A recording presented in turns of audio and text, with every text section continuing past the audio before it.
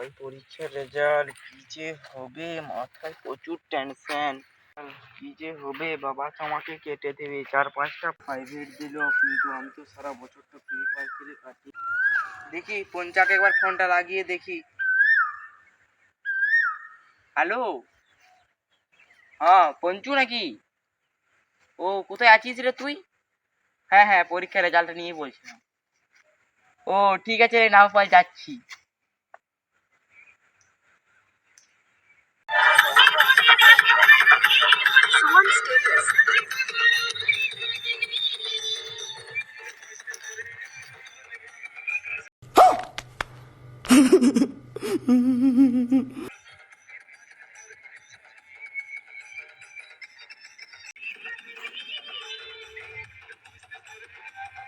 আহ ওর আহ আহ এ শালা পঞ্চু বন্ধু করে জুড়ি শালা আর কে ফোন করে দিল রে মদন না।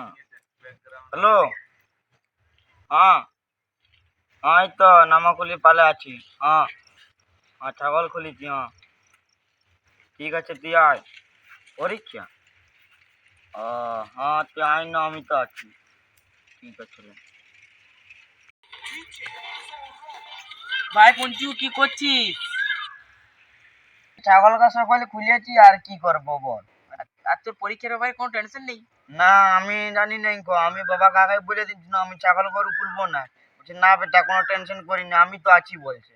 আমাকে ছাগল গরুকে খুলে দিল, গোটা বছরটা চড়াই করে এখন যদি বলি যে তুই এত নাম্বার পাইছিস কেন, আমি শুনবো? আর আমাকে তো আমার বাবা কেটে দেবে যদি না নম্বর পাই। আমাকে কোনো 4টা প্রাইভেট দিয়েছে, আর আমি তো গোটা বছর জানিসই তো ফ্রি ফায়ার খেলে কাটিয়ে দিয়েছি। আমার কোনো ব্যাপার নাই গো, বালকপুরের বিটির সাথে বলেছে বিয়া দিবে, আর আমিও চুমকিকে প্রচুর ভালোবাসি।